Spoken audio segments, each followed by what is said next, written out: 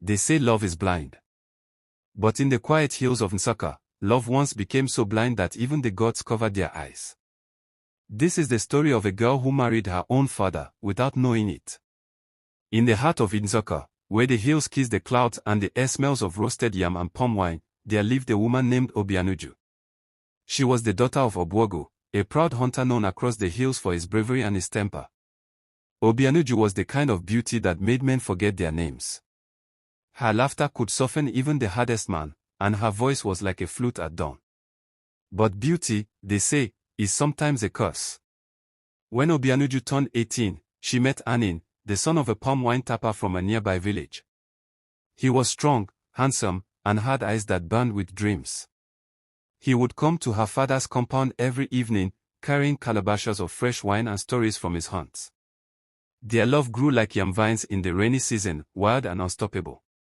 They met secretly by the stream of Obimo, where the fireflies danced like spirits and the moonlight turned the water silver.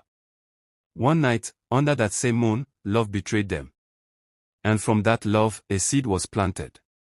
When Obianuju found out she was with child, she went to tell Anin, but his father had sent him to Onitsha to work and make something of himself.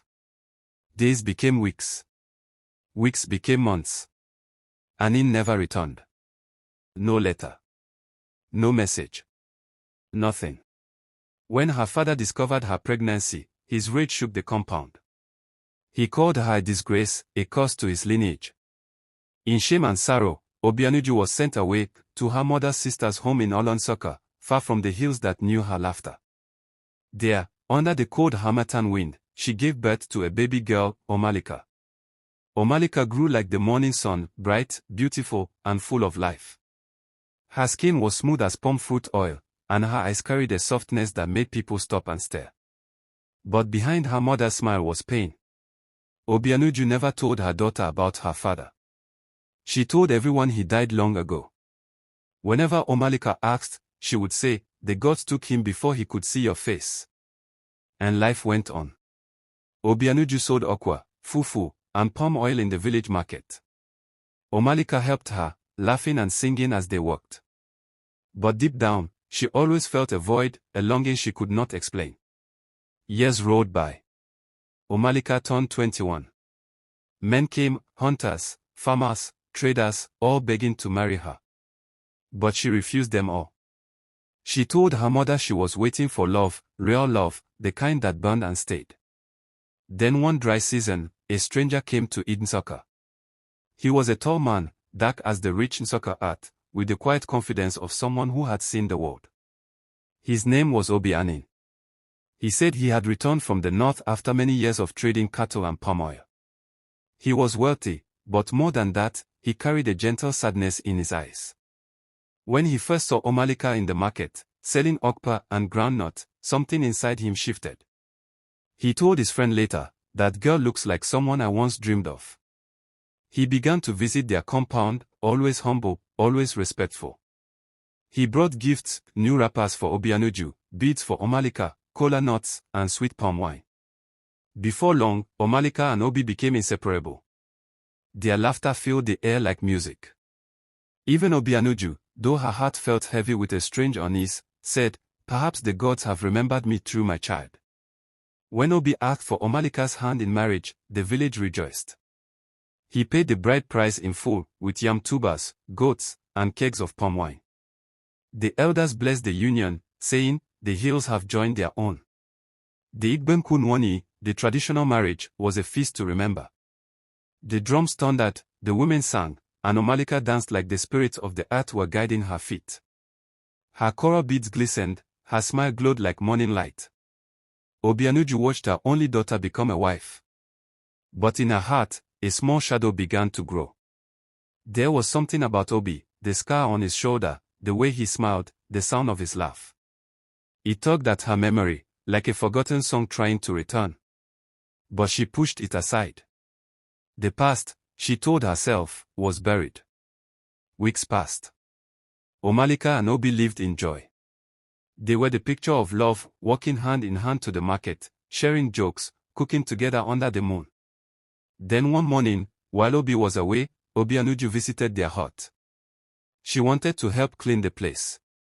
As she arranged Obi's clothes, she found a small wooden box under the bed. Out of curiosity, she opened it. Inside lay a single item, an old wooden pendant, carved with the image of a tortoise. Her breath caught in her throat. She knew that pendant. She had given it to Anin 22 years ago, the man who disappeared and left her with a child.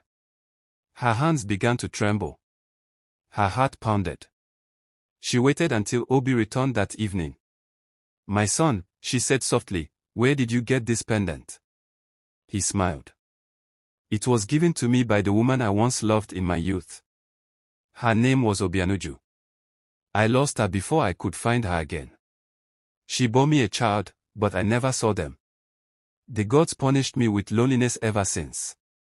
Obianuju stared at him, her lips quivering. "Obi. I am that woman." The smile on his face disappeared. He froze. "What are you saying?" She stepped closer, tears streaming down her face. "I am Obianuju. And the woman you married. Omalicha, she is your daughter." The world went silent. The crickets stopped singing. The night seemed to choke on its own breath. Obi staggered backward, clutching his chest. His voice broke as he said, "No, no, tell me it's not true." Obianuju fell to her knees, wailing, "I swear before the gods, I did not know. The gods have tricked us." Omalicha rushed in, frightened by her mother's cries.